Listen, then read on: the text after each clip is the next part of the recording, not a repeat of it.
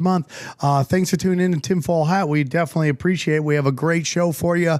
We've been on a nice little run lately, and this is going to be absolutely perfect. He's an investigator into the esoteric. I'm very excited to talk to him. Please welcome Walter Bosley. How are you, sir? Great. Good to be here, Sam. Thanks for having me. It's an honor and a privilege. For our listeners who may not be familiar with you, can you tell us a little bit about yourself and where our listeners can find you? Sure. I spent several years in an investigative field, and I started a small publishing company in 2002. A couple of years later, decided to focus on my writing and publishing, and that's what I've been doing for, my gosh, over 20 years now, pursuing this weird stuff that I find interesting. I have a channel at YouTube, the Walter Bosley channel, and also a website, walterbosley.com.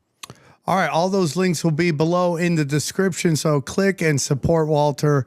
We appreciate him coming on the show. I guess the word you used was weird. I think that's the word you used. I just find it such an interesting time because all of the weird stuff, which I love, the weird stuff, seems to be coming out in the from the shadows, being more and more prominent.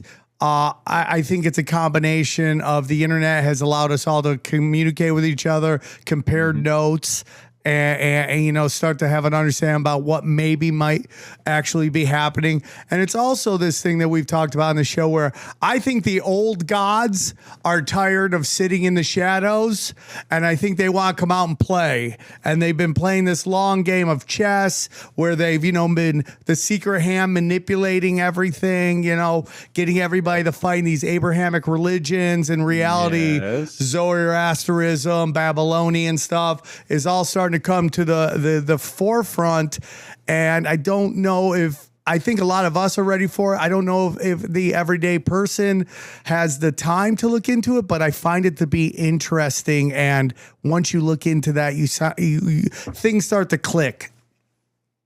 Yes, yeah, absolutely, and you're hitting the nail on the head. It's to put a finer point on it. It's what an associate of mine, Joseph Farrell, calls the Yahwist monotheisms, and I have personally come to think that they've really led the West down a road which is now destructive and just angry and dark. And you're right, the old things that were around before for a long time, you know, have been pushed aside. And in my view, they've been pushed aside long enough, and it's time for us to go back and you know, look in these other directions. Yeah, the symbol, I always tell people, you know, there's always people want to get blame this group, that group, this group. I think all the Abrahamic religions, whether it's Judaism, Christianity, or Islam, I mean, I'm a Christian, but I think the way we blame certain groups is just low-hanging fruit. And it's really easy to be like, oh, these guys are doing everything. And I'm not saying they're not in positions of power, because I think they're there to take all the arrows so that we blame them and don't blame higher ups on the ladder. But when you study, let's say, you know, Islam, they go around a black cube. I'm seeing many pictures of like Mark Levine. He has a black cube on his head, and everyone's like, that's a blah, blah, blah, blah, blah. I go, you can call that anything you want, but the oldest religion is the oldest God is Kronos. The oldest worship is Kronos and time, and that is a black cube. And now we're starting to see a lot of that come to the forefront.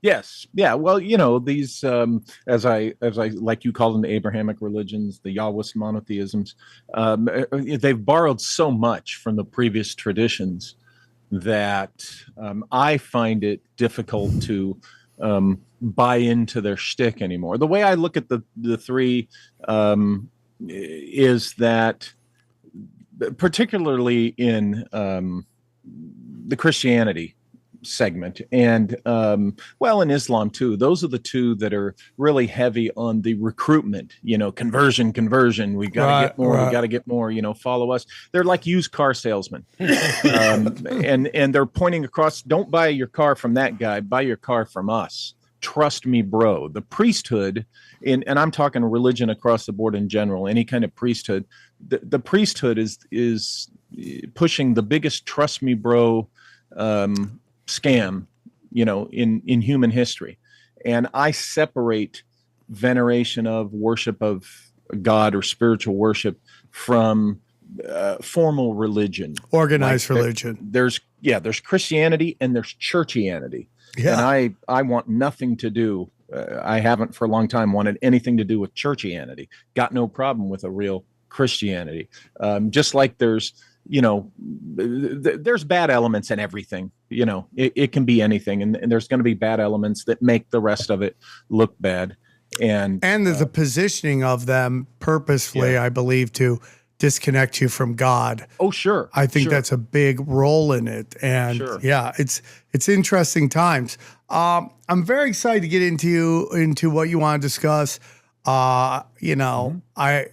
a real war going on the internet right now, which is insane to me, which is Hitler, good guy, bad guy. And I think it's ridiculous. Hitler, bad guy. I think I have my own reasons for that. It's not the thing that we've been sold. We can get into that later if you want. But so I know you want to come in and talk about Nazi technology, which I think is very interesting. So it's one of my favorite subjects. So yeah, where do you want to start? Well, specifically, we're talking about this mysterious object called the Bell or yes. Glocka. Okay. Yes. And there's a lot of mystery around it. There's, as might be expected, there's a lot of misguided, what I call hoo-ha about it. And there's reasons to question aspects of the lore about this thing. But at the same time, there's reasons to accept, well, somebody was doing something with this technology. Now, I did a little devil's advocate research into it because one of my good friends, Joseph Farrell, is one of the foremost authors on he's just on. Yep. We love him. Yeah, his work on the Bell is awesome. So I lean towards the Bell was a real thing, and we'll get into that. But being the experienced investigator, you have to look at the opposite side. And there's a video on my channel at YouTube, the Walter Bosley channel, in which I question the standard accepted story of the Bell, because what's really interesting is, we first learn about it from the Polish journalist Igor Wachowski, and he learns about it from, I believe, a Polish intelligence officer. And what's interesting is what the Polish intelligence officer describes to him, the rotating cylinder, the counter rotation. There's one cylinder embedded in the other, and it's kind of bell-shaped, but one spins one direction and the other spins another, the opposite direction. And in between them is pumped this fluid, which may be supposed to be a solution of mercury. Some people say red mercury, but it doesn't have to be the red mercury. Now, what's interesting is what Wachowski is told resonates very much with a novel that came out in the 80s by Dean Koontz titled Lightning, in which Nazis travel through time into the present day, the 1980s, with a device that is just like what Wachowski was told the Glocka was, but it's laying horizontal so that it's like a tube they walk through to get through time. But it's essentially the counter rotation and the electric power and everything. So, I have to wonder, okay, did this Polish intelligence officer pull the wool over Wachowski's eyes with this BS story? And, he had read Koontz's novel a few years before and fabricated this thing about the Glocka, the Bell, to Wachowski. And it was something that Koontz made up. Okay, that's a possibility because Koontz's novel indeed came out prior to, Wachowski hearing this story from the intelligence officer. However, we do have Kecksburg, the Kecksburg UFO. Okay, can I ask something real quick? I don't want to get too far from it. So you said something about Nazis in the 1980s. In the novel Okay. Lightning by Dean Koontz, Nazis use this device that is, for all intents and purposes, the bell, but laying horizontal, and it's hollow. They can pass through it, and it's Like a portal?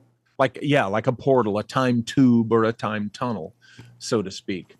And that's in the novel. Now, I haven't been able to get in touch with Dean Koontz yet to find out what inspired him, because the question is, okay, if the Polish intelligence officer learned about the bell from Wachowski's novel, did Koontz hear about, an actual device, and that's what inspired it? Interesting.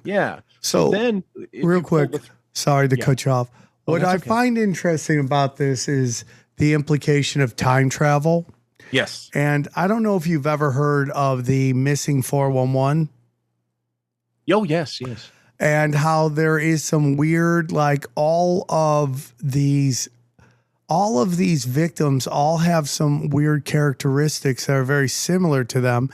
And one of them is German ancestry and high intelligence and all that stuff. So like kind of goes interesting, right? Like, oh yeah. Are they time traveling? Are they grabbing people? You have to wonder. Yeah. And that's why, even though I did this devil's advocate look and kind of reverse engineer, pulling the threads back, I still have come to a personal conclusion that yes, indeed, there's something to this Bell story. And somewhere along the way, Koontz heard about it and wrote his novel. And somewhere along the way, the Polish intelligence officer, learned something real about this device. And it's so there is, the further you go back, there is evidence that this thing really existed. And it's thought of shaped like an acorn, but essentially it's shaped like a bell when you really look at it. Right. It's almost what the traditional, when you draw like a UFO, what people would think the UFO looks like. Well, and we hear about, the witnesses claim that the Kecksburg UFO was floating, was hovering, right? And then you have this mysterious Army patrol shows up with a flatbed truck. They load it onto the truck, they cover it up, and they get out of there as quickly as possible. Well, how did they know it was going to be there? The implication there is that the Kecksburg UFO was very possibly the product of our continued engineering of a captured Nazi bell. Like reverse engineering, kind of seeing it, doing it, and trying to reverse engineer it? Not so much reverse engineer as continued, because remember, in Operation Paperclip, we got all these Nazi German scientists. Yes. And that would have included Kammler's team. Kammler is the scientist who, very mysterious about him, but he's the one who is believed and suspected to have been leading the project on the bell, the Glocke. So when we captured, these scientists, it's believed, it's suspected that we got our hands on an actual bell, one of these bells, and we advanced it possibly to whatever the Kecksburg device was.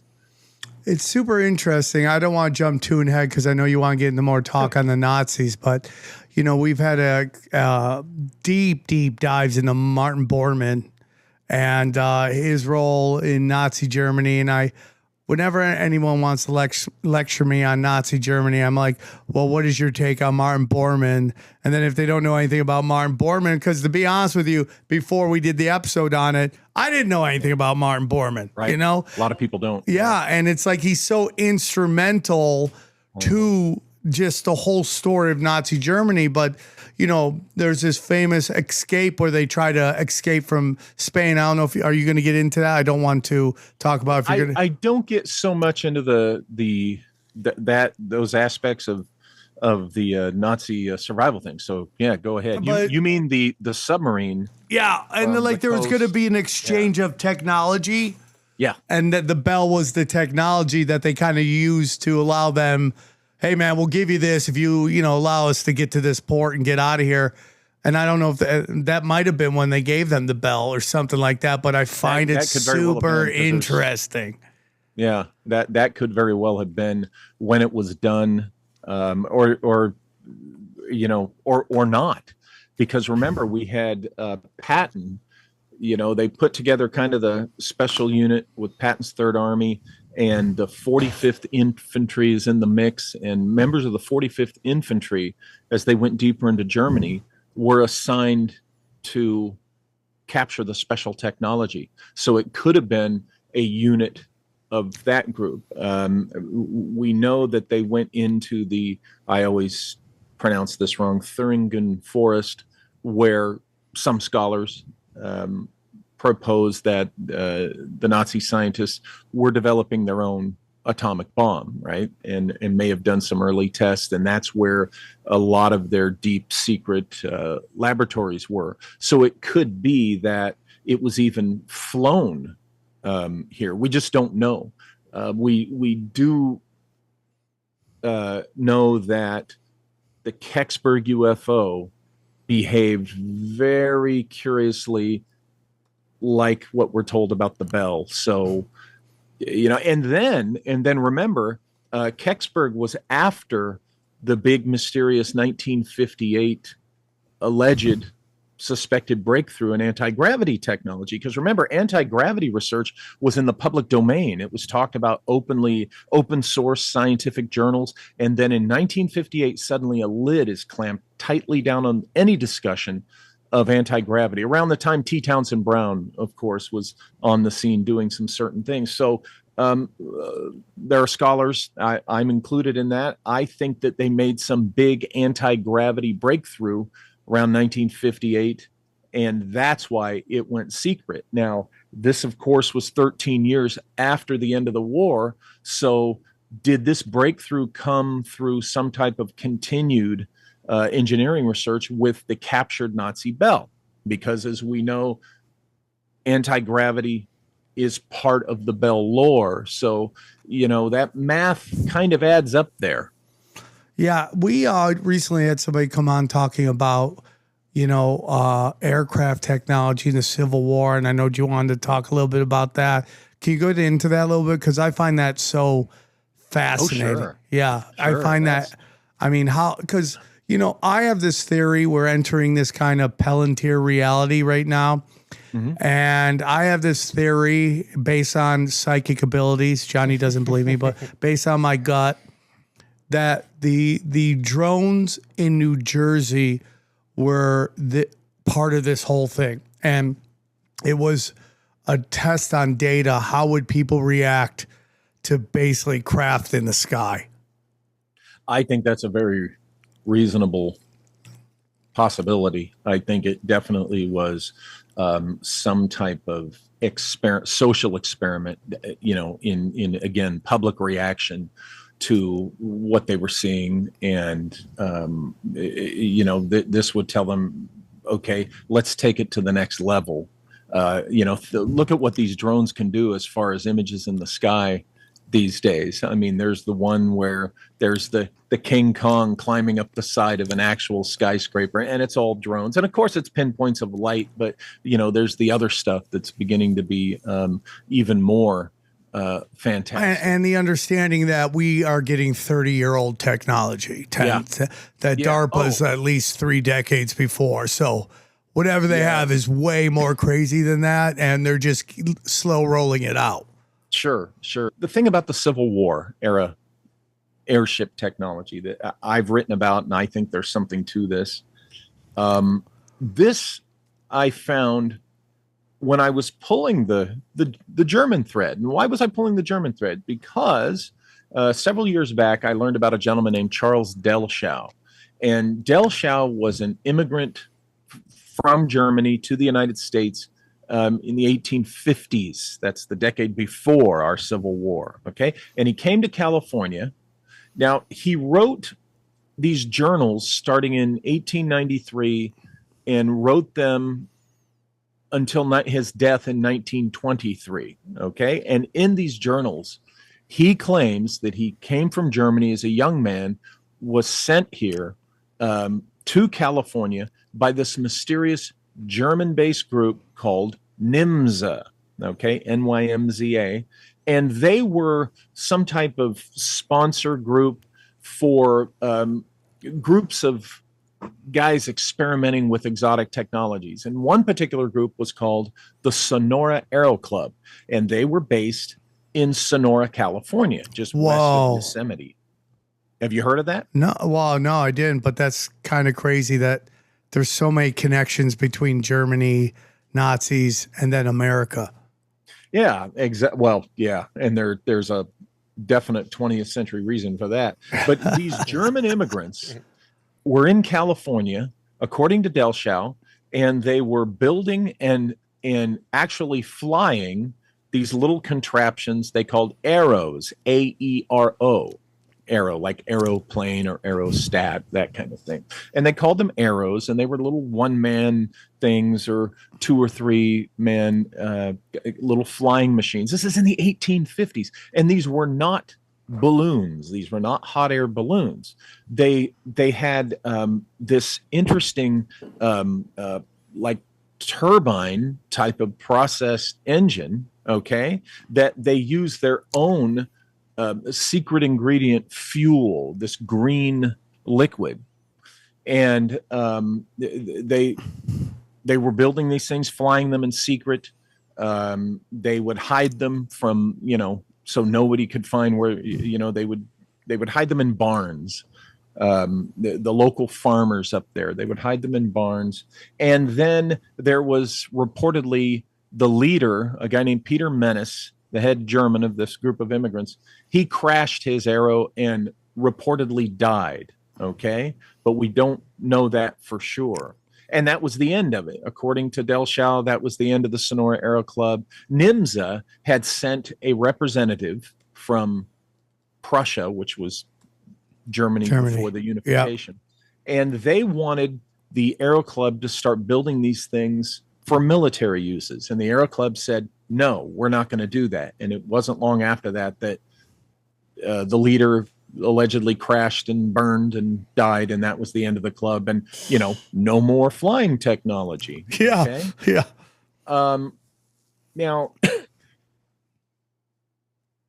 my thread that I pulled on this technology that they were using, I found that in 1849, a gentleman by the name of Walter Rankine, who was one of the lead researchers into thermodynamics of his day. Okay. Walter Rankine had designed this turbine called the Rankine turbine.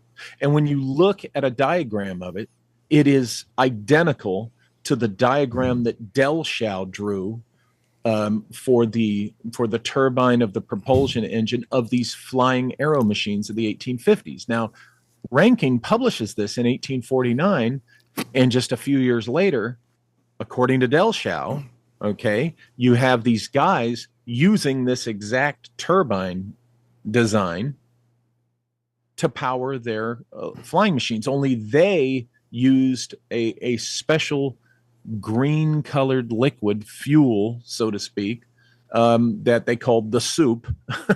And, we don't know exactly how it was made or everything that was in it, although we're making some breakthroughs and we're going to be, I and some other researchers are going to be releasing what we think it was, the basis of that was. But it appears that they were using a very down-to-earth, human-developed turbine. They were just souping it up, no pun intended, with their own little touches, like this green fuel. And according to Delschow, they were getting, because he says he witnessed this, they were getting kind of an anti-gravity effect with this stuff. So after the leader allegedly crashes and dies, we get into the Civil War. And in the early years of the Civil War, this man is so crazy, right? This is so crazy. And then comes the Civil War. You're like, this is before the Civil War? Yes, flying machines. And do you think that their technology basically is the beginning of modern day aviation in terms of how we use, like, planes use their engines and stuff like that? Or well, the airplane is a different thing. Okay. And the airplane was a more it turns out the airplane that we know is a more practical technology, obviously, because that's what mostly we use. And I think early on, as we'll see in my Civil War hypothesis, they saw a particular value in maybe keeping a lid to some extent on this anti-gravity Of stuff. course. But see, I think the turbine and the using the special liquid, I think even all that was inspired by lost ancient technology, which is a whole other discussion. Yeah, that's what I wanted to ask you. Do you think we're getting in some occult, esoteric technology coming into play here? We're getting into things that secret societies became aware of. Okay. Now, not that it was hocus pocus that made it work. It's just that, what it comes back to, Western academia wants to protect its turf. Okay. So anything not of Western civilization, particularly of the East, anything that your standard traditional historians do not want to sign off on must be suppressed, ridiculed. Don't take that seriously. Ignore the man behind that Eastern curtain. So it's just protecting of turf is what's going on there, is why it's suppressed. I think that there were societies dedicated to alchemy and advanced science that they studied, the old texts.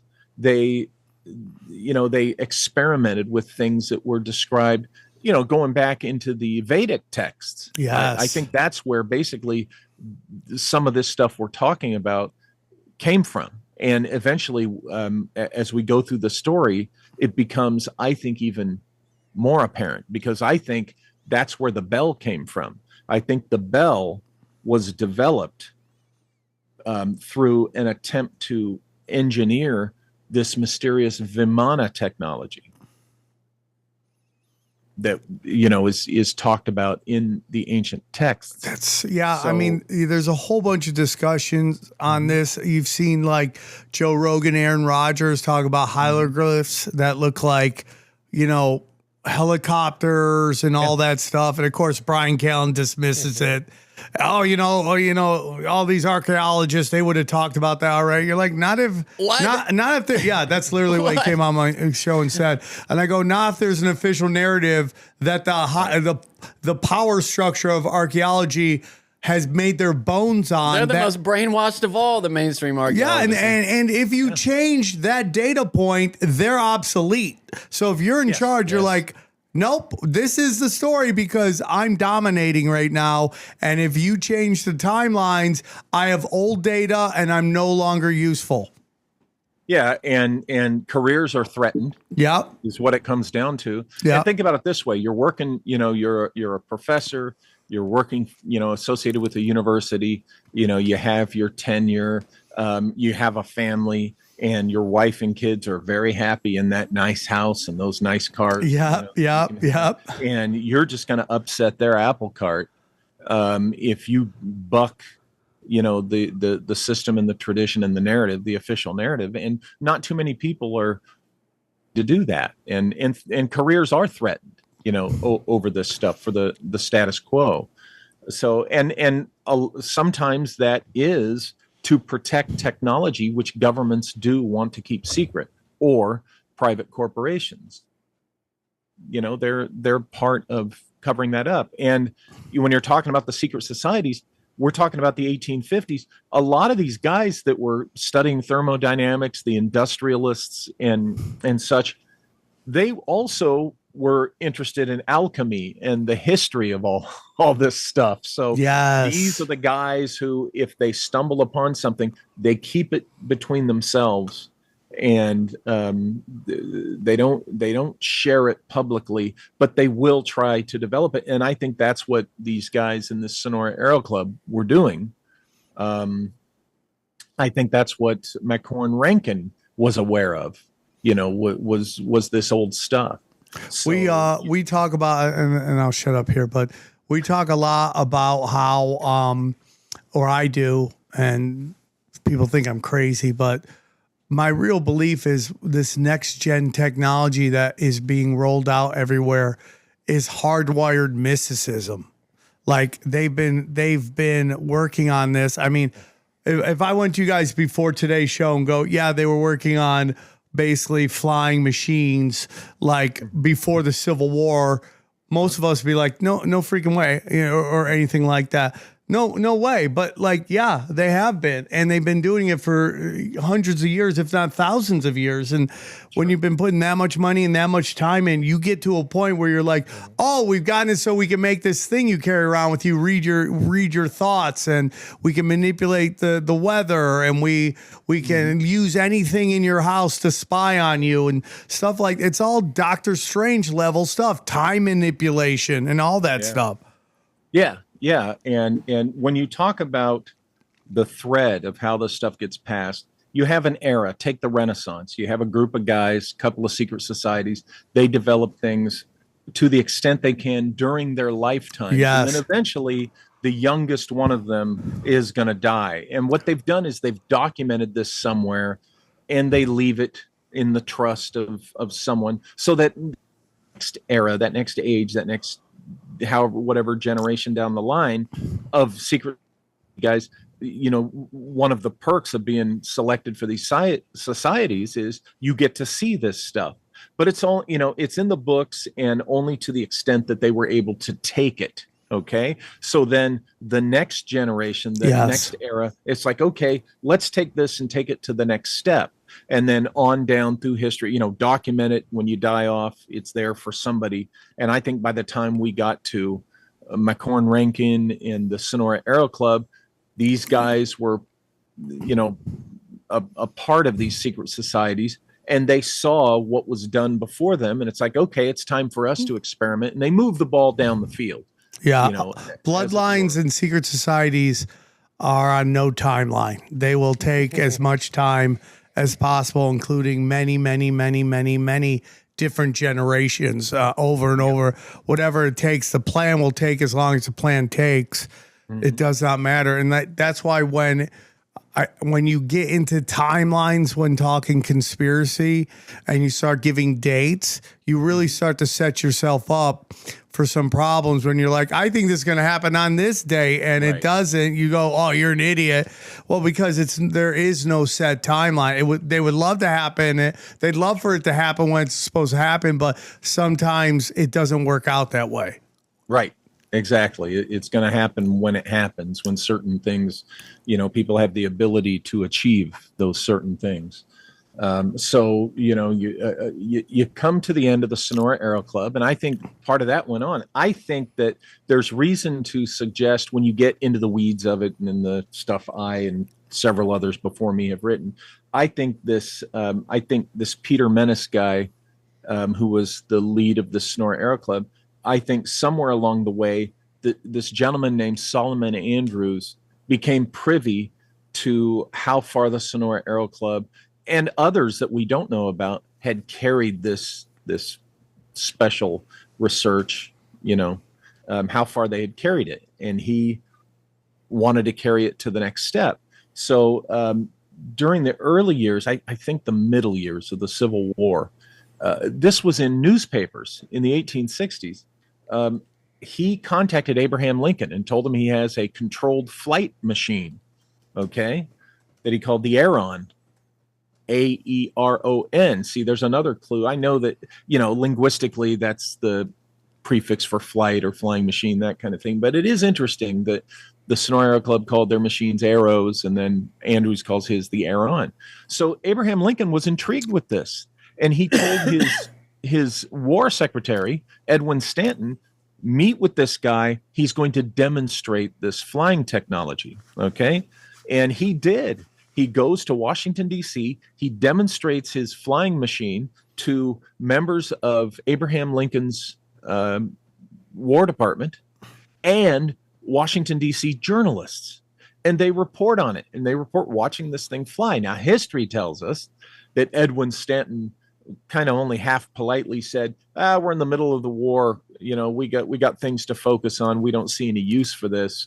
Thank you, but no thank you. Now think about that. Yeah. They're already using balloons for reconnaissance and stuff. You're telling me that this guy comes to them with this controlled flying machine and Edwin Stanton's just going to blow it off? Well, we know that this wasn't developed during the war because we would have heard reports about it. Because if the Union had these controlled flying machines, the story of the Civil War in history would have been different. Okay. But so clearly to me, they didn't do anything with it during the war, but I suspect they did something after the war that they committed with industrialists in what I suspect was America's first black project done by the government in the deepest secrecy that they could put a lid on. The War Department, post-war War Department, and these industrialists got together to further develop this controlled flying technology, not balloons, not airplanes. Okay. But we're talking, yes, we call it anti-gravity for lack of a better term. What's interesting is when you look at certain threads tying it to the 1890s airship mystery, this post-Civil War secret project starts to get legs. It starts to make sense, because if you start with what the Sonora Aero Club had developed, you take that with Solomon Andrews' machine, okay? And then you look at the description 30 years after the Civil War, 25, 30 years after the end of the Civil War, okay, and you see what the witnesses were describing, you know, what they were seeing with these airships. For all the world, it looks like the same technology, just 25 years down the road from the end of the Civil War.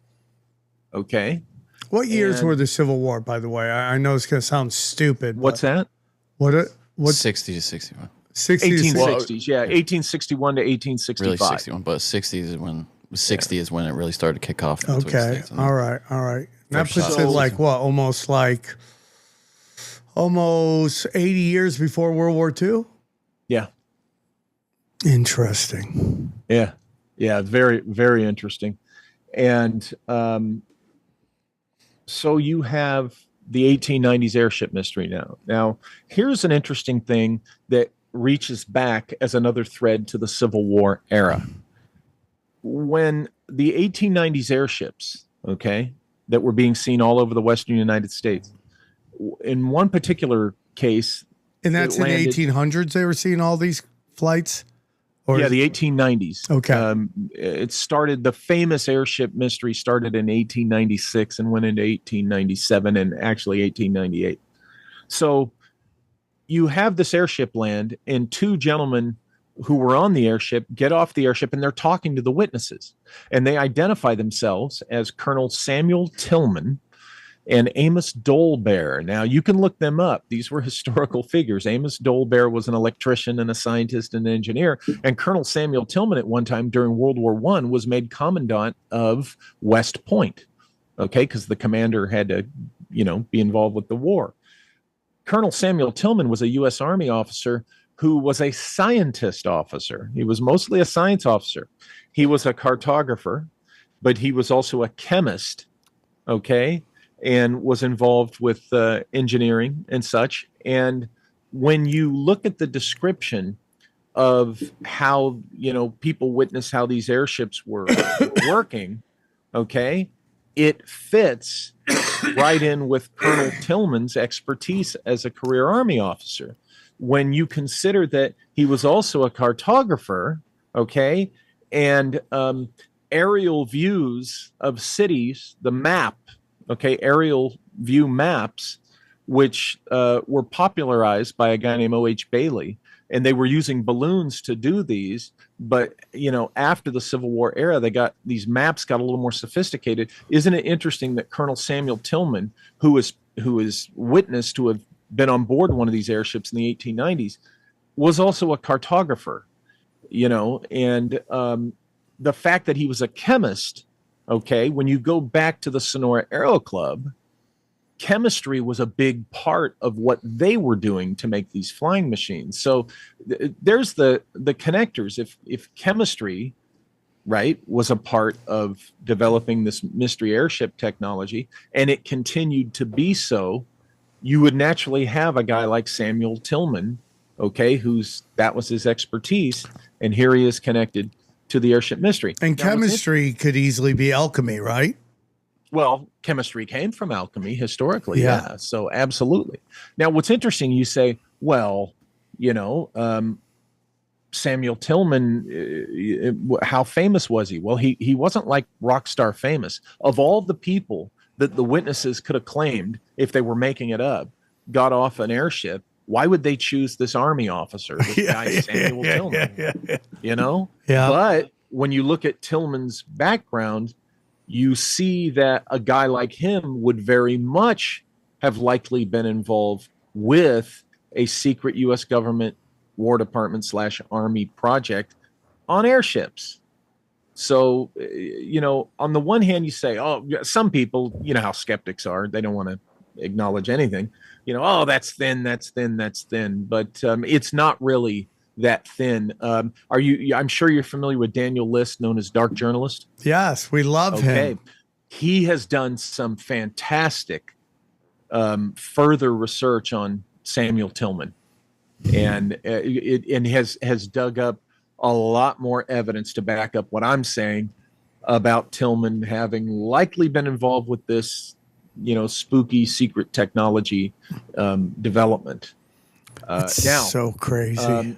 On the 1890s airships, the witnesses described a lot of spinning, rotating devices that also worked with vibration and resonance. In fact, one of the witnesses saw, I think in one case, this was Dole, but the mysterious Wilsons, again, which is another complete discussion, actually kind of tap a device that's similar to a tuning fork, and it activated the buoyancy of the airship before it flew off. That is crazy. Yeah. And this, my friends, is where the bell comes into the story. I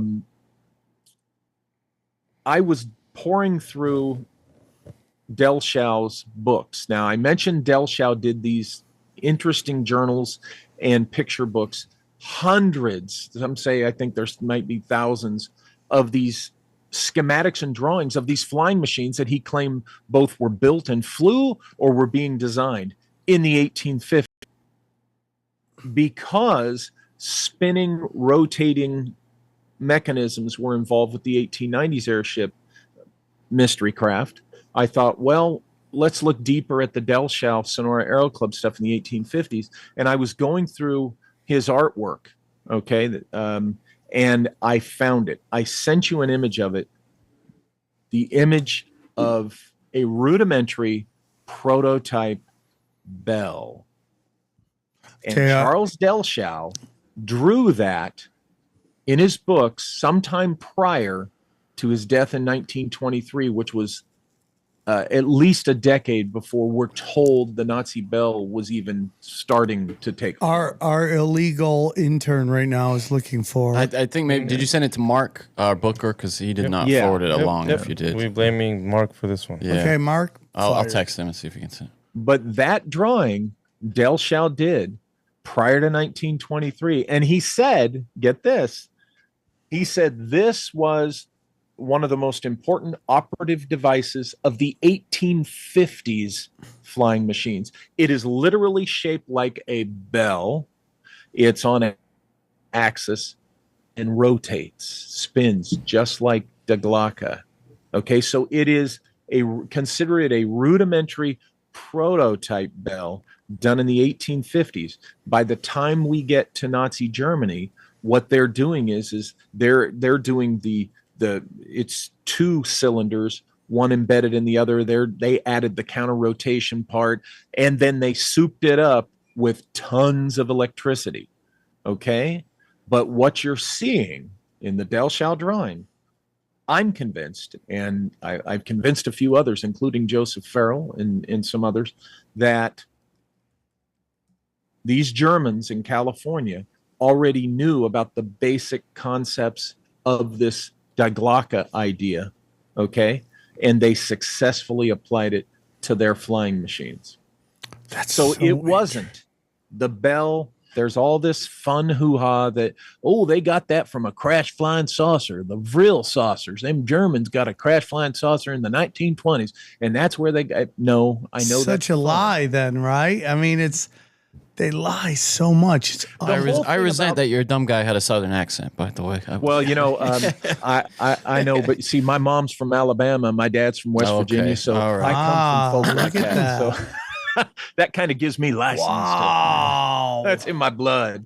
You know, Mark would have sent you that too. Actually, I think he just. Yeah, but I do apologize to my hillbilly and southern cousin. We're not that sensitive here on the show. Hell, man. But you know, a lot of people, they get mad at me when, you know, I point out that the whole Haunebu saucer thing is nonsense. It did not happen. It's not true. It is the product of a post-war legend and myth of post-war neo-Nazis and Nazi survival, and they're making up stuff. Look up a guy named Ernst Zundel, because that's where it started after the war in an Italian newspaper. Interesting. So you're saying the Nazi Bell story isn't real? Oh, no.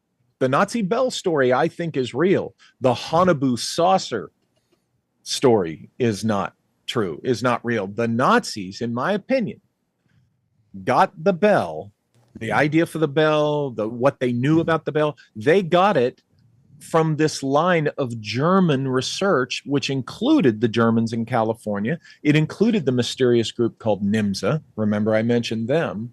Okay. And think about it. There's all these Germans. Right. So, but if we had already created it, why is it such a big deal that the Nazis created it as well? Is it that they did advanced versions of it? Yes, that in my opinion, it's because they did such an advanced version of it. Because, you know, again, remember, when you look at what Delchau drew, it is very much a rudimentary proof of concept. Okay, and Delchau's flying machines that he said the Sonora Aero Club did, they were very. I do a chart. I call it the Bosley chart because I made it up. I love that. You know, I created. Congratulations. Yeah. And I show for the 20th century folks to see the progression that I'm talking about. I show an 1850s flying contraption called the Aero was kind of like the Model T, okay, the original Model T. Okay, then the 1890s airships are kind of like what a 1958 Buick was to a Model T, right? Advanced, right?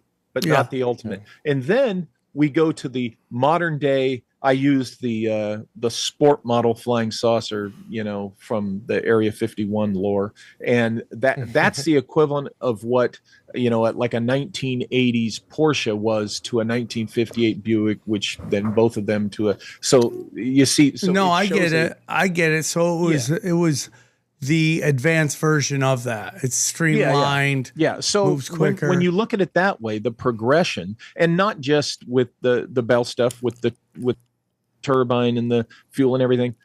When you see that there's that kind of progression, then it's easier to see that, okay, there's a German thread. There was German personnel in this historical development of this, starting in, you know, we can trace it back to the 1850s.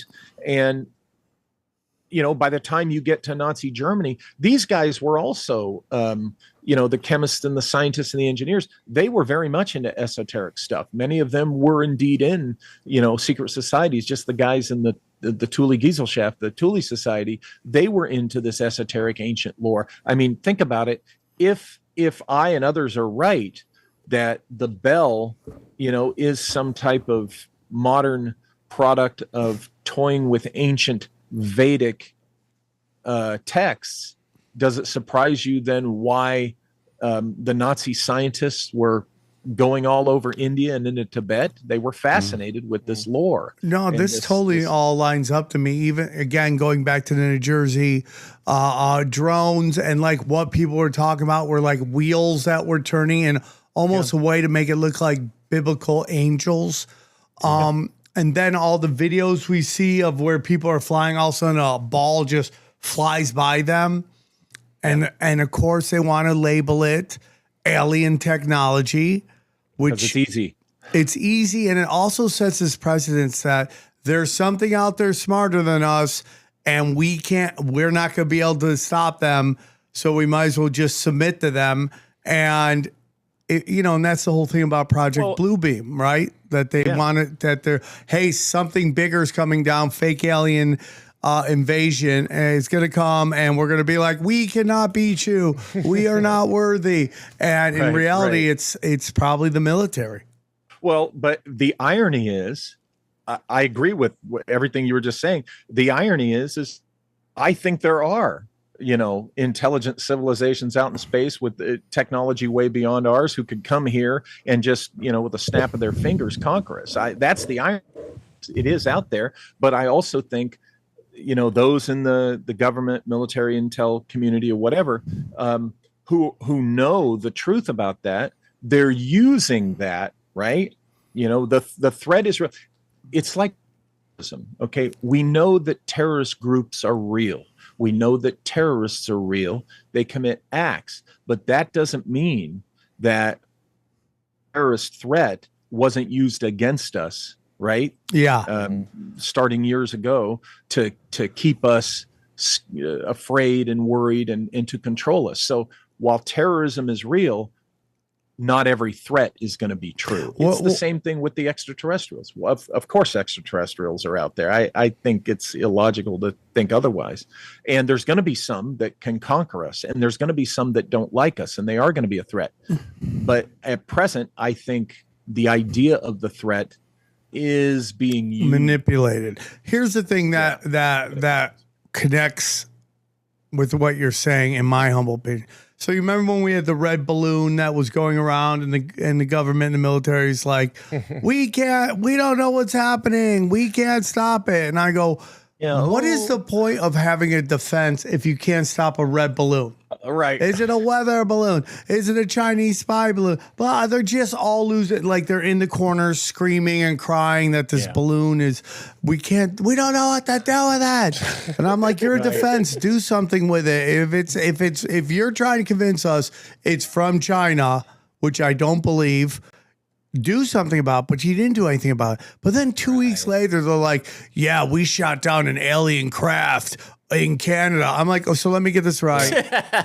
You can't do anything with a balloon, but you've just shot down this alien craft. You intercepted a multi-dimensional craft. Yeah, this thing that came from, let's just say we believe in that story, billions of miles away, and you were just like, pew, pew, pew, pew, pew, pew, pew, pew, pew, pew, pew, pew, and it crashes, and it's almost to a point of a demoralization. Like they don't want you to know if you're coming or going, what we can do, what we can't do.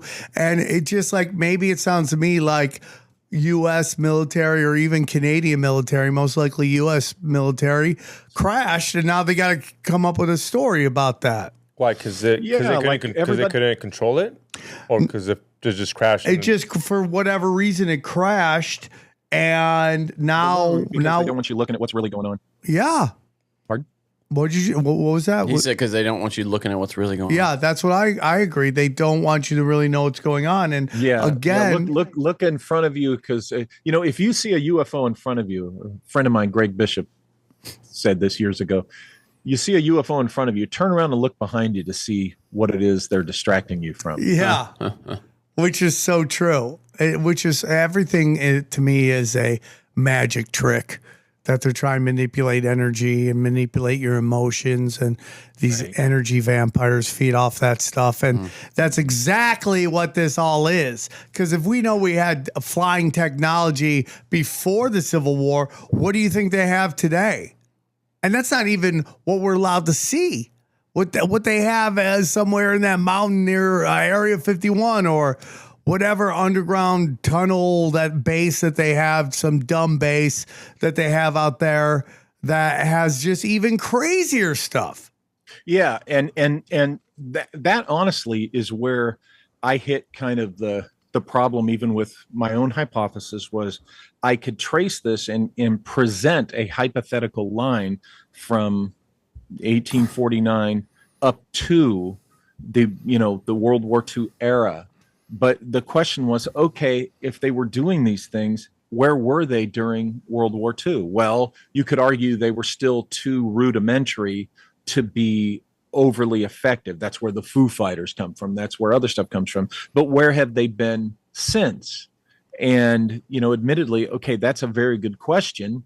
But then you look at what I was saying earlier about the anti-gravity research, and then suddenly a lid going down on it. Well, maybe it took until 1958 for whatever started in 1849 to really develop effectively. That's the only answer I can come up with, because there's this weird story out there that, take it however you want to, but there's weird story that in 1903 this private group came to Nikola Tesla and asked him, they said they'd pay for it and everything, but they asked him to design an airship that they could fly to Mars.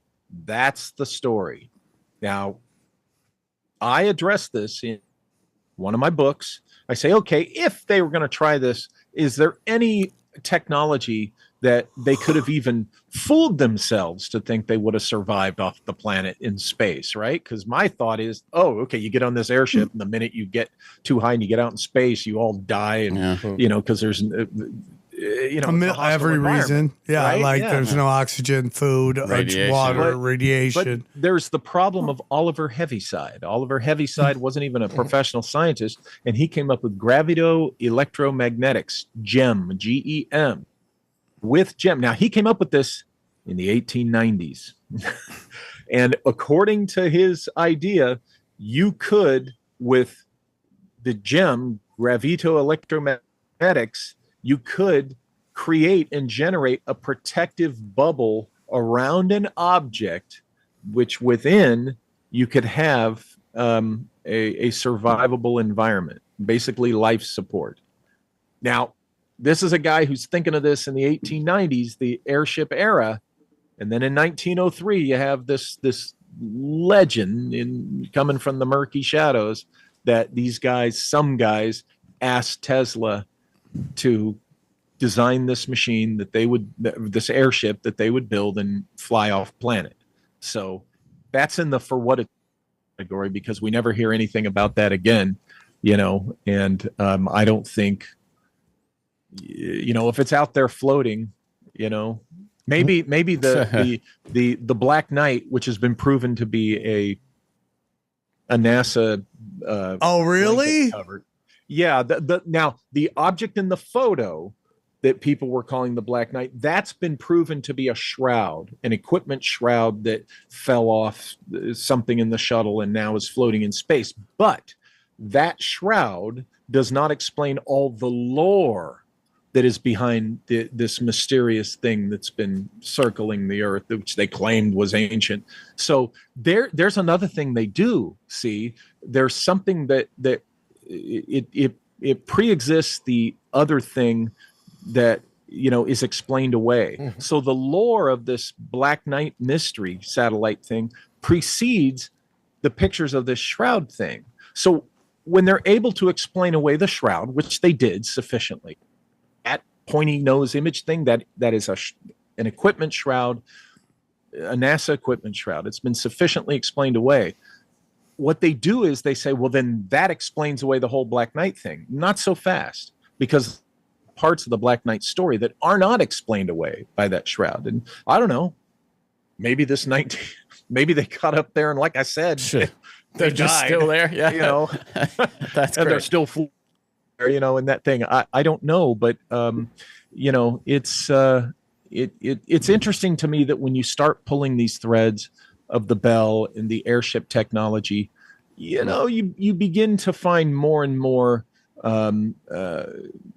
legitimate possible evidence that the Bell was real, and it was developed from a very human line of technological development. We didn't need a crashed flying saucer. to do these things. I think they used the saucer crash stories, as long as they could get away with them, to cover for these kinds of developments. Because there's people that still buy them. There's people that still lock, stock, and barrel are convinced that. And here comes another thing that people hate when I say, there's people that are just thoroughly convinced, by gosh, you're not going to tell them otherwise, that Roswell was not an ET craft that crashed, in spite of any strong arguments you could make that that's not true. I wrote that in a book too. Yeah, well, there's the old saying, it's easier to lie to somebody than to convince them that they've been lied to. Yeah. Because everyone wants to believe they have a giant, great bullshit meter and that they can sense BS from a mile away. And when they buy into something, they just want to go on with their life. They're like, this is what I think. I'm just going to move on and I don't care, regardless of the consequences and what that actually means. And you're seeing it right now. There's a lot of smoke screens and everything going on with this super advanced technology that these nerds want to roll out that seem like they're just going to like completely destroy our right to privacy and our freedoms and all that stuff. And I don't know why they do it. Their language is very weird to me. They gleefully talk about, keeping people on their best behavior. We want people afraid at night. These are weird descriptions of technology you're gleefully rolling out. Right. What do you think Roswell was? What do you think Roswell was? What do you think it actually was? You think it was? If you think it was like it was just a crash that went down, and the government had to make up a actual like smoke screen for it. Oh, these were aliens, not us using technology. Is that what you're thinking? You're talking about Roswell. I didn't hear that. Yes. Sorry. What do I English think Roswell is a second language. I think it was the United States' first attempt at manned space flight. You had all the right engineers, rocket scientists and stuff in the same place at the same time. They had as much money as they wanted. Okay. Here's the key to the whole man in space mystery and these secrets. And that's what's called aerospace medicine. Okay. You go, oh, gee, that's boring. That's right. A bunch of doctors. Why is that important? Because aerospace medicine is how we keep humans alive in space. That's how we learn to do life support systems. Okay. And these guys date back to the early 20th century. Okay. And their whole goal was to put human beings in outer space. That's what led them into their specialty. And our aerospace medicine scientists and their the Germans, aerospace medicine scientists, they all knew each other and respected each other and knew that theirs was the most advanced work on this. So Operation Paperclip, was not started because of the bomb. Operation Paperclip of German aerospace medicine scientists who went to American aerospace medicine scientists. Okay, that's who Colonel Harry Armstrong was an aerospace medicine doctor. Okay, and said, hey, a bunch of us will come over and work for the United States. Just bring us over. And that's how Operation Paperclip was born. That's history. And so Operation Paperclip was started to get Germany's aerospace medicine specialists and their rocket engineers, and not for the V2s and missiles. These guys were also obsessed with putting human beings in space. So you have all these guys in New Mexico at the same time. They all share the dream with the American counterparts of putting human beings in space. The war is over. They have endless money. They have carte blanche to pursue their respective technologies. Now think about it. The rocket guys, their job is to, work what is eventually towards missiles and high-flying aircraft to deliver bombs to those pesky Russians, those Soviets, because we're in the Cold War now, okay? And the aerospace medicine guys, their job is to keep those B-29 and high-altitude bomber crews alive on their missions against the pesky Soviets. Okay. But their lifelong dream is to put humans in space. So what do you think they're going to do? I think they sold the higher ups on, let us try this. Okay. When you look at the original drawings of the witness drawings, you go back and you look at the original witness drawings of the Roswell craft, it looks suspiciously like the middle section of the Horton Flying Wing that was built during World War II. And interestingly enough, later on, that in 1947, later on that same year, we had the YB-49, which was our giant flying wing, and it looks suspiciously like very similar technology. So I argue, and I go into this in I have a book titled Shimmering Light, in which I go into this in a whole chapter. I really do think that what they did was the rocket and aerospace engineers, Germans and ours, got together. They designed the craft. Our aerospace medicine guys designed the life support system that would be used, and they did this thing. And they had a successful flight, except upon return, there, of course, was some type of failure, maybe catastrophic failure in the sky or whatever, and this thing crashed. But because it was the early paranoid years of the Cold War, we could not let it get out. We were trying to keep it from the Russians that we were doing this. So it was easier to go ahead and say, oh yeah, a flying saucer, a spaceship from another world crashed. And because people love this idea and want to believe this so much, they refuse to believe anything else. Now, this was done back in the 40s, but remember, the Roswell incident did not really gain traction or even awareness of the public until 1980, when the book of that title came out. And then people were, used to Close Encounters of the Third Kind, a couple of decades of spacemen coming to Earth movies, and then E.T. in 1982. So, this was already, in the public zeitgeist that,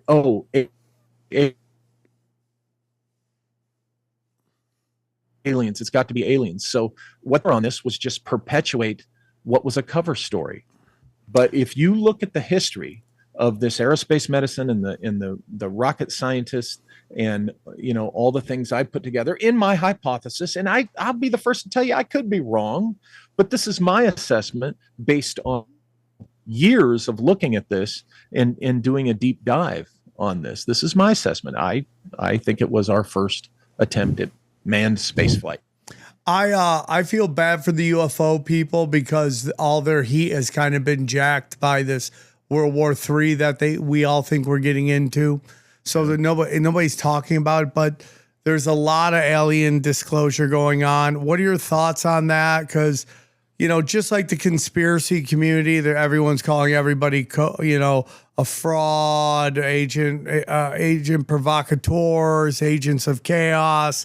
What is your thoughts on so much of this disclosure stuff going on? I don't buy it. You mean like in front of Congress? All that stuff. Like Grush, Elizondo, and all of them? Yeah. Yeah, it's a perception management operation. It has been since 2017. I know a lot about that world, and I know how it works. And from the get-go, as soon as we were introduced to Lou Elizondo, I was at the time, one of the few voices saying, this is a perception management op. That's what this guy's doing. He's being a good soldier because he's doing, what he's ordered to do. And that's been my opinion of that since. And I haven't seen anything to convince me otherwise. And actually more and more people are coming to see that conclusion. What they're trying to do is cover some pretty amazing technology, like the Tic Tac. Come on, that's U.S. Defense aerospace, really advanced technology. That's not anything extraterrestrial. The alleged performance of it was greatly exaggerated. Where they saw this thing is in a known area off the coast of California where this kind of stuff is tested. It's a lot of it's a restricted area. This kind of stuff is tested, and people were under an impression this was to happen right off the coast of San Diego, downtown San Diego. No, it was miles out to sea. And people say, well, why would they test that in front of pilots who didn't know what it was? To get their reaction. Yep. You want a real world reaction from a pilot. Well, there you go. What about the theory about interdimensional? Oh, I love that. I think there's something to this interdimensional. Yeah, I do remember, too. folks, I do think there are extraterrestrials, advanced civilizations. I think they've been coming to this planet and they continue to do so. It's like the example I gave you about the terrorists. There is terrorism, but they use the threat of terrorism to manipulate us. Same thing with the ETs. But yeah, interdimensional, I absolutely think there's something to that. I have two more questions for you. What are your thoughts on that? So much of this involves the ocean and what's in the ocean, and this thing that this Tic Tac thing keeps coming in and out of the ocean. And like we've explored, air quotes, space more than we have our own oceans. And then we have a good friend of ours who comes on the show, Eddie Bravo, and he's always saying that like they create films to create narratives. And like all the films about like, oh, if you go in the forest, you're gonna get eaten by animals, you're gonna get hacked up by a axe murderer. Don't go to the forest. And then they've done that a lot with the ocean, like Jaws and all these giant like eat you up animals. The Titan submersible, imploding, all that stuff, like the Titanic, all that stuff is like the ocean. It's you're gonna die in the ocean. Don't go to the ocean. What are your thoughts on like what's going on in our oceans? Well, I don't buy for a fact that we haven't explored our oceans. I mean, I think they're just telling us that I'm, the ONR, the Office of Naval Research, is behind a lot more of this stuff than people realize. I think we've been all over the oceans, but they tell us, they tell us that, oh my gosh, we haven't even begun to look at the seas, and that doesn't make sense when you look at it. And as far as the threats down there, I think these are all very real threats, and of course, what they do is they play that up, right? They play it up. They focus when bad things happen. People get attacked by sharks, or I think the Ocean Gate thing, the Titan, that happened. That was a tragedy. This narcissistic jerk took four other people to a horrible death. Yeah. And that guy's an a-hole, and that's just, wow, tragedy. Billionaires are bored. So they're like, hey, let's try to do this. We're probably going to die, but let's try it. And then something happens. He should have gone down there by himself, just him and a couple other crazy guys that work. Why would you bring your kid with you? Yeah. Well, he sold tickets, and I get it. It was to fund his errant project, but and he got told many times that it was unsafe and just completely ignored. That was wrong. But I think we have explored, and I think it's a good place to hide things, and that goes for off-planet sources too. If you're an extraterrestrial, find a little island in the middle of nowhere. Go, if you have the technology, just go under the water. I think that's a big reason why when they really talk who's the most powerful part of the military is the Navy. The Navy is the most powerful. I think the Air Force has pulled up. I think the Air Force pulled up alongside them a long time ago and might have even surpassed them by now. Little things. Look at little things. For instance, Space Force. All right. Each military branch has their own investigative agency. Okay. But the Air Force OSI, Office of Special Investigations, is the official investigative agency for the Space Force. Now, that's not just looking for, Space Force cadets who are stealing, money or equipment or something.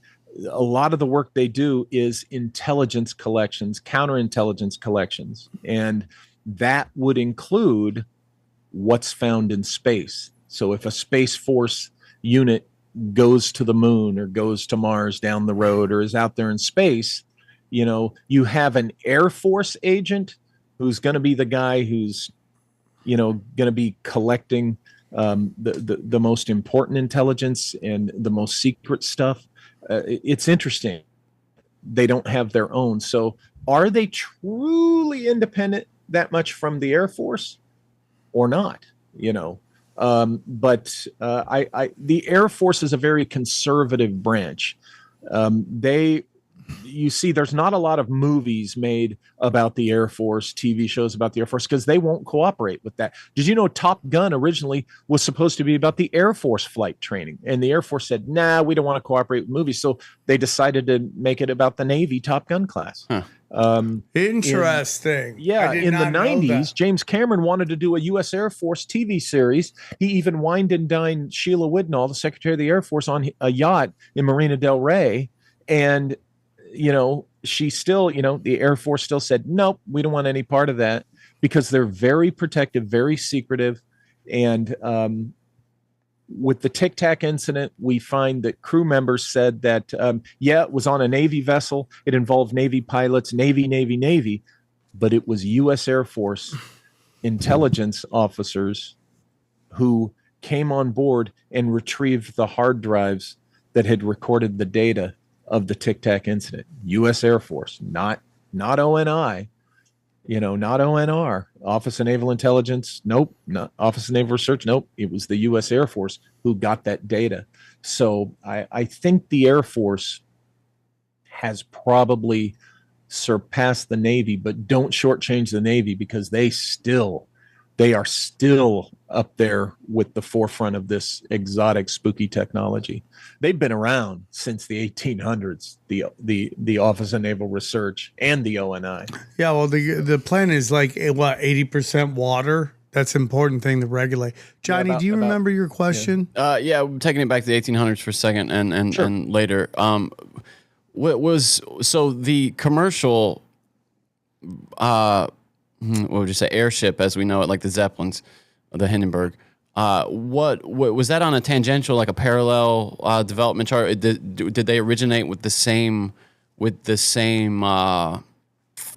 philosophy toward flight, and then it kind of diverged toward like a more commercial, mainstream, less technologically advanced? It was a simpler technology, and simple is what? It's practical, right? It's economical to produce and to administer and operate. So just like the airplane's a very practical flying machine. Look, right? And so at the time, the airships, the Zeppelins and stuff, those traditional airships, blimps and stuff, it was very practical. So it kind of was an offshoot. Joseph Farrell has done some interesting research on the Civil War and finance, and he's uncovered an interesting thread in there. He shows an interesting thread that he got from my research. That's what led him, on this particular thread. You had the Count von Zeppelin, who was part of the development of the Zeppelin. It's named after him.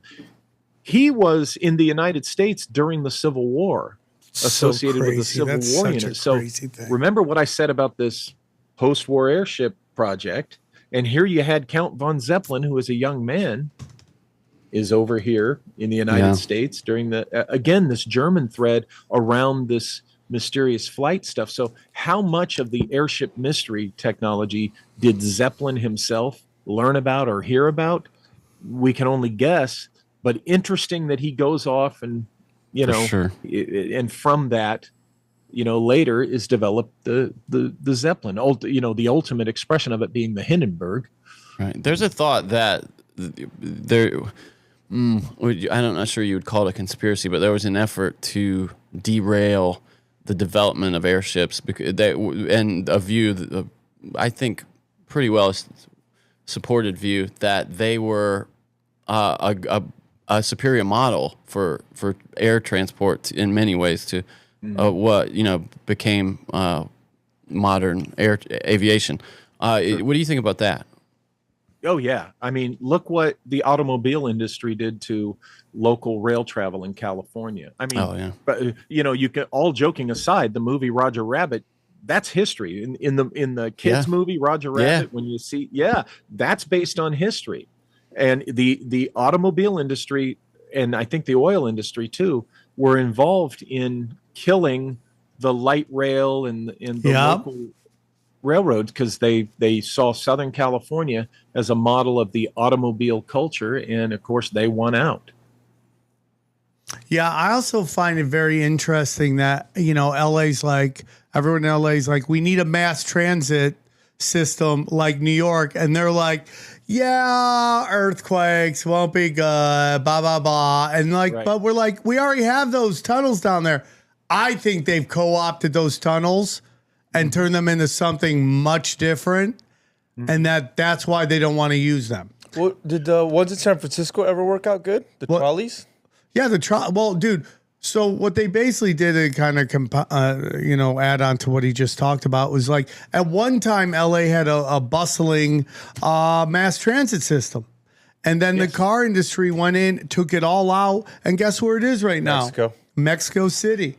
They have our entire because, again, they want us to all be on cars. Gas. And we also have a subway system that goes all over the town. Yeah. But they will not use it. You can see it downtown, remnants of that, like the Angels flight thing, that thing that can take you up the hill in downtown LA. So it's either that there's something else going on down there, which we always hear about lizard people and this kind of homeless civilization down there. Mole people. Mole people. They talk a lot about mole people down there, which is very interesting. Or it's that. Because they can't make any money off an old system. Yeah. Right? They don't want to rebuild. Can't launder any money building, if you're just using the old system. I think you could make way more money if you're like, we're going to tell them it's a new system. We're just going to use the old system. And we're going to keep all the money ourselves because we're ran by scumbags in this state that, I mean, like, dude, again, look at the fire relief money gone. Yeah. Look at all the money for homelessness gone, just robbing bearers, just not even caring, just jacking stuff, and nobody says anything. Because the people who are meant to regulate and enforce law are the ones stealing all the money. Yep. Yeah. So I'm not going to keep you much longer, but my next question is, you've mentioned this a couple times. Mars. We seem to be consumed with Mars. Getting to Mars, that something's going to happen on this planet. We've had people come on talk about pole shifts. There's also people think like either global warming, don't believe that. Climate change, don't believe that. Right. Nuclear annihilation, I know it's going to sound crazy, not into that. But there is this, people are consumed, Elon Musk, constantly talking about Mars. You brought up earlier people approaching Tesla about going to Mars. What are your thoughts? And have you done any research that maybe we've already been to Mars, if that's possible? Yeah, I've been saying for a long time for years that I think we at least tried it. I've said in the past, and I have no trouble with proposing it. Again, I wouldn't be surprised if we've put boots on Mars. At least once. I am confident. I think we've tried it. Regardless of that, I'm in that camp that thinks, oh yeah, I think there are relics. I think there was a civilization on Mars long time ago, was destroyed. And I think the game that NASA plays, they show us stuff on the Mars feed, right? And all these people are saying, wow, look at that. That looks like some type of device, or there's no way that's natural. And I think they're right. But NASA not saying anything, our government not confirming it, it's their way of down the road when they do reveal this, they can say, well, we let you see it all this time. We weren't hiding it. There it was in the pictures on the camera, but their silence is neither confirming nor denying. But I think it's a slow disclosure. The real disclosure. Well, first of all, I think real disclosure is going to come from the aliens themselves. When they're tired of all our secrecy, they're just going to say, we don't care what your governments say. Boom, they'll be in the skies. There they are. But as far as what our government is releasing, I think Mars is being used. And I think this, I don't know for sure, but I think Mars is being used as the slow drip disclosure. That first they want to reveal to us, a long time ago on Mars, yes, there was an intelligent civilization.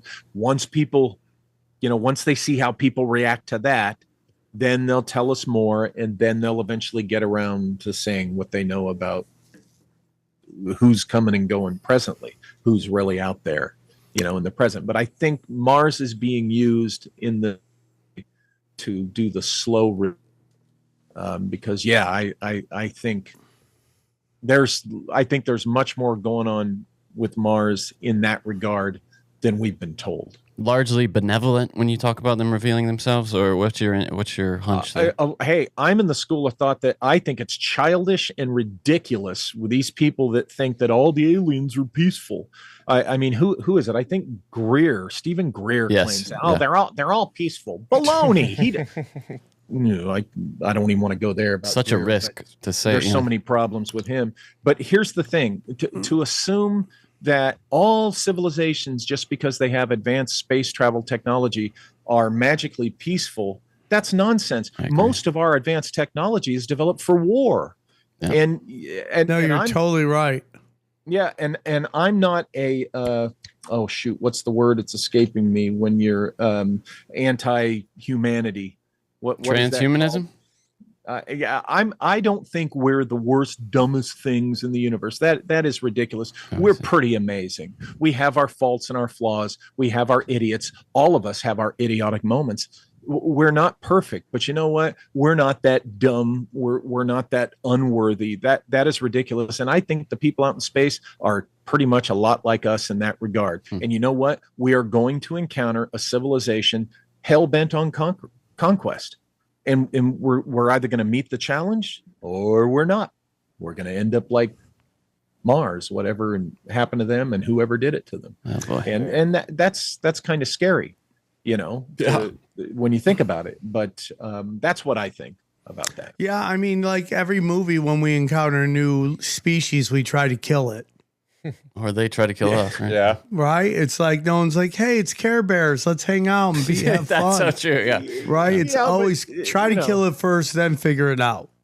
Yeah, and not that there aren't people that really think that way, not that things like that haven't gone on, but again, that's the movies, and people have agendas with movies. You have a very scientific view of stuff. Does spirituality come into any play into what you're talking about? Oh, big time.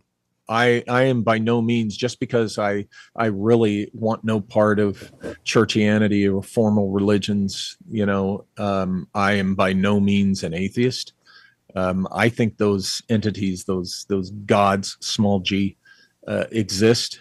I think the interdimensional thing I'm fascinated with. I think the spiritual world is very real. I just don't think that, human organizations that claim to be, tied into that stuff are legit. The priesthood, so no, I'm very much a spiritual minded person. Absolutely. And I think that these things are part of what we're experiencing, are part of when people think they're seeing, it's a UFO, it must be from another planet. No, you might be seeing some other being from another dimension, or one of these God related beings, whatever they are, whoever they are. Sometimes I think aliens just treat Earth like it's Tijuana. They just come down. Some of them might. And just get weird and do weird stuff, and then come home, and then nobody Maybe that's why they crashed. They're drunk is what it is. Yeah, I can't believe that chick did that. I remembered the word misanthropist. I am not a misanthropist. I think that's not at all. I don't bash humankind.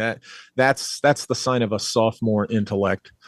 I agree. I think humans are amazing. We just due to going viral, we're highlighting the worst, and everybody thinks that's the norm. Yeah. That's the problem with social media. The worst is constantly being highlighted, and everyone's like, that's how everybody acts. You're like, nah, not really. That's not. No. That's just what your algorithm was wanting to tell you, and it's pretty sad. The Dunning-Kruger a-holes are showing you. Yes. Yeah. Walter, great episode. One more time, tell them where they can find you. Well, my site is walterbosley.com, and my YouTube channel is the Walter Bosley channel at YouTube. Well, Walter, we really do appreciate you coming on the show. It was a great discussion. The conversation flew, so we all had a lot of fun, and we appreciate you coming on. Thank you so much, and let's break down the episode. All right, let's break down the episode. What'd you guys think? Super interesting, huh? I really liked Walter.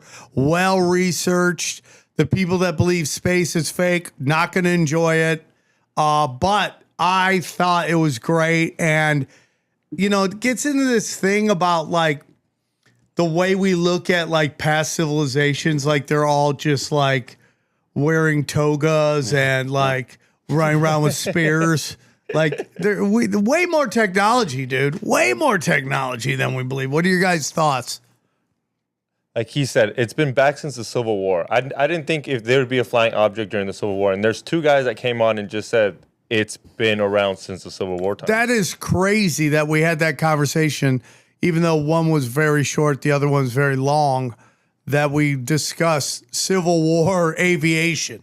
We also, I mean, think about Da Vinci had those drawings of that ornithopter thing, you know, that they use in Dune. Yeah. The flying bug. I mean, there's some thoughts of that shit. You know? Johnny, you talk about reading a lot about the Civil War. Do you think there's a little spots of technology that they miss or they try to take out? Well, there's some, I mean, I don't know if they, I mean, I buy what they're saying, but there are like, I mean, even just in the record, there are like, you know, they mentioned observation balloons. So that was a really new technology, or at least for them it was. And there was this one general that was really fond of going up all the time, and it was like sport for the other side to try to shoot the balloon down. And one time this guy wanted to go, I can't remember exactly who it was. He insisted on going up in the balloon, but he didn't know shit about how to operate it or anything, and it just started blowing away. And they were just sprinting to try to. They were about to lose the general just into the. Because think about it, dude. You can't.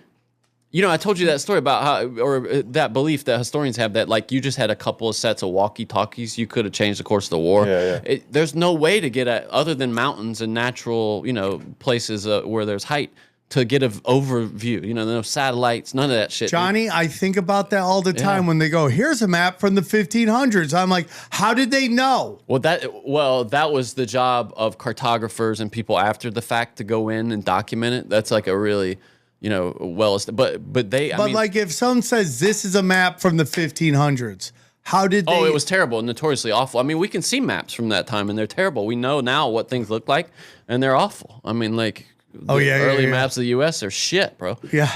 But yeah, there's your map is shit, bro. Like at Gettysburg, there's a general who mapped it out really well for the Union and is given great credit for establishing their lines and being kind of one of the heroes of that for the Union, because he had just that's a real talent. Did he use stick figures to show the people? No, he drew maps. That's funny. But yeah, he drew maps. But it was a real talent to be able to see land and understand what it meant for troop movement and well even then, I mean, if you take some of those like Earth classes, they do like different colors for different heights. Earth classes like geology or something. Yeah, where they do like different. In Mexico, it's called Earth class. Yeah, Earth classes.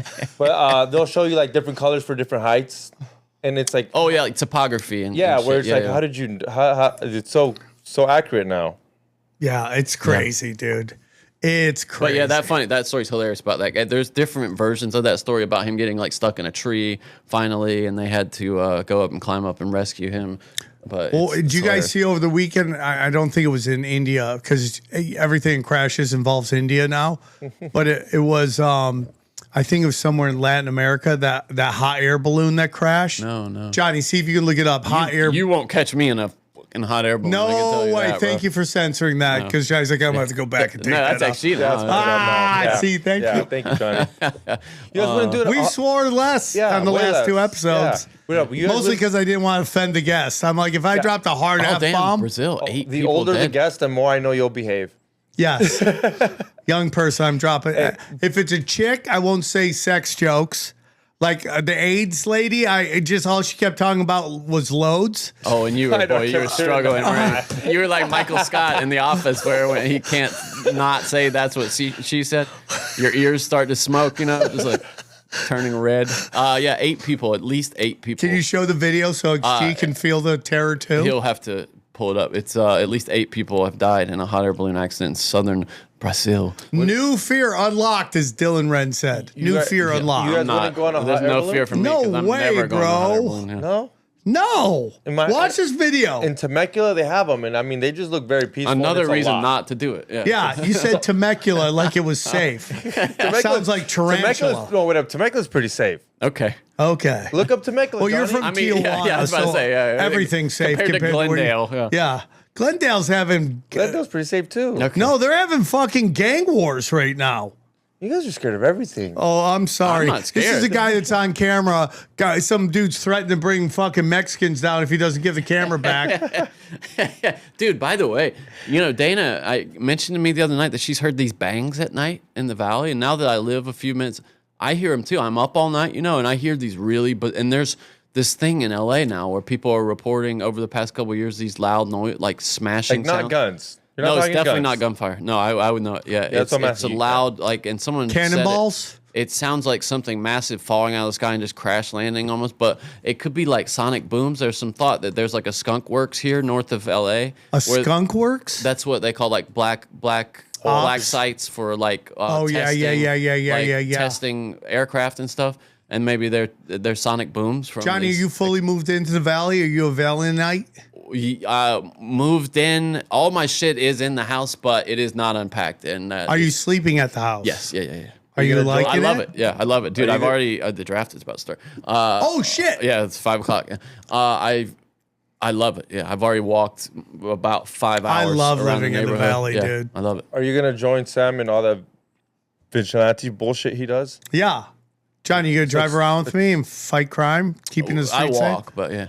Johnny walks. Oh, that's dangerous. You guys better Johnny watch out. power walks. He's gonna be a power walker. It's totally quiet, dude. It's so quiet at night. Dude, it's compared to- very kid heavy, and everyone goes to bed early.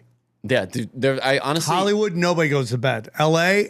Valley, everyone no goes to cars bed. on my street at night. None. Like nobody drives. It's over. Like after 8, it's crickets and weird animal sounds that I don't know what they are, but like Yeah, that's a cat getting eaten by coyotes. yeah, probably. Yeah. That noise you mentioned, no way it could be underground.